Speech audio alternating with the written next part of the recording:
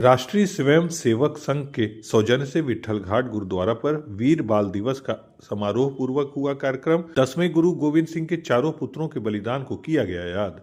आजमगढ़ शहर से सटे विट्ठल घाट पर गुरुवार को राष्ट्रीय स्वयं सेवक संघ के तत्वावधान में गुरुद्वारे में वीर बाल दिवस का आयोजन किया गया। इस दौरान परंपरागत रूप से शबद कीर्तन के साथ ही अटूट लंगर भी चलाया गया। वहीं वीर बाल दिवस को मनाए जाने को लेकर जागरूक भी किया गया। कार्यक्रम के मुख्य अतिथि राष्ट्रीय स्वयं सेवक संघ के गोरक्ष प्रांत के प्रांत प्रचारक रमेश जी रहे। आरएसएस के नगर कार्यवाह अजय अग्रवाल ने बताया कि सनातन धर्म के लिए 21 से 27 सितंबर का सप्ताह या तो शोक के रूप में मनाना चाहिए या फिर शौर्य के रूप में मनाना चाहिए, लेकिन सनातन धर्म को मानने वालों को इसकी ज़्यादा जानकारी नहीं दी गई है। इसी हफ्ते में सिखों के 10वें गुरु गोविंद सिंह के 4 पुत्रों को मुगल शासकों ने शहीद कर दिया था। सनातन धर्म की रक्षा के लिए चारों बच्चे बलिदान हो गए थे। प्रधानमंत्री नरेंद्र मोदी ने 26 दिसंबर को वीर बाल दिवस मनाए जाने की घोषणा की थी। इसी को लेकर राष्ट्रीय स्वयं सेवक संघ की तरफ से गुरुद्वारा कमेटी के सहयोग से वृहद श्रद्धांजलि कार्यक्रम का आयोजन किया गया। इस कार्यक्रम का मुख्य उद्देश्य यह था कि बलिदान के प्रति बच्चों को जागरूक करते हुए प्रेरणा दें और अपने भविष्य को सुरक्षित रखें। बता दें कि साल 2022 में भारत सरकार ने 26 दिसंबर को वीर बाल दिवस मनाने की घोषणा की थी। इस दिन को सिख धर्म के 10वें गुरु श्री गोविंद सिंह जी के 2 साहबजादों की याद में मनाया जाता है। उनकी वीरता और पराक्रम के सामने बड़े बड़े वीर भी छोटे पड़ जाते हैं। वीर बाल दिवस हर साल 26 दिसंबर को मनाया जाता है। यह दिन सिख धर्म के 10वें गुरु गोविंद सिंह जी के 2 साहबजादों जोरावर सिंह और फतेह सिंह को सम्मानित करने के लिए मनाया जाता है। इन युवा साहिबजादों ने धर्म और मानवता के लिए अपना सर्वस्व न्यौछावर कर दिया था। इन्हीं के सम्मान और याद में वीर बाल दिवस मनाया जाता है। सिख धर्म के 10वें गुरु श्री गोविंद सिंह ने साल 1699 में बैसाखी के दिन खालसा पंथ की स्थापना की थी। इनके 4 बेटे अजीत सिंह, जुझार सिंह, जोरावर सिंह और फतेह सिंह भी खालसा का हिस्सा थे।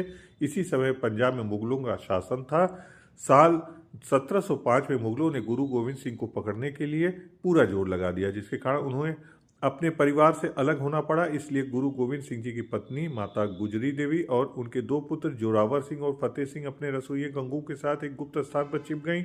लेकिन लालच में गंगूर के आंखों की पट्टी बांध दी और उसने माता गुजरी और उनके पुत्रों को मुगलों को पकड़वा दिया। मुगलों ने इन पर खूब अत्याचार किया और उन्हें उनका धर्म परिवर्तन के लिए मजबूर कर रही है, लेकिन उन्होंने ऐसा करने से साफ मना कर दिया।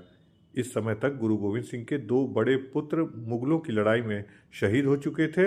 अंत में मुगलों ने 26 दिसंबर के दिन बाबा जोरावर साहिब और बाबा फतेह साहिब को जिंदा दीवार में चुनवा दिया। उनकी शहादत की खबर सुनकर माता गुजरी ने भी अपने प्राण त्याग दिए।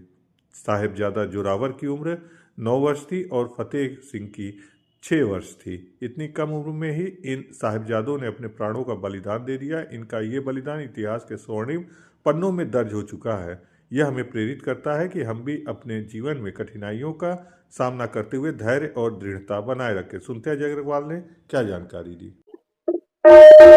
अपने सनातन के लिए अभी तक की जो भी कार्य इतिहास के बारे में समाज को, बच्चों को पढ़ाया गया है या अपने जो बुजुर्ग भी हो चुके हैं उनको ये कभी नहीं बताया गया कि 21 दिसंबर से 27 दिसंबर का जो दिन है वो या तो शोक के रूप में मनाए या तो एक शौर्य के रूप में मनाए।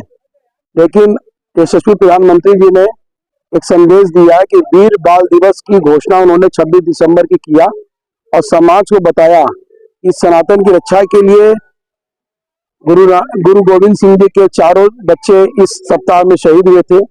आज उन्हीं को नमन करने के लिए राष्ट्रीय स्वयं सेवक संघ के कार्यकर्ताओं द्वारा गुरुद्वारे में एक बृहद श्रद्धांजलि का आयोजन किया गया। इसमें गोरक्ष प्रांत से प्रांत प्रचारक श्रीमान रमेश जी भाई साहब का सानिध्य प्राप्त हुआ और पूरे गुरुद्वारा कमेटी का भी सहयोग हम सबको प्राप्त हुआ। तो समाज को ये संदेश है कि कम से कम अपने इतिहास को भूले नहीं और इतने बड़े बलिदान को, इतिहास का सबसे बड़ा बलिदान है, इसको हम सब जीवित रखें और अपने आने वाले बच्चों को इससे प्रेरणा देते हुए आगे के भविष्य को सुरक्षित रखें।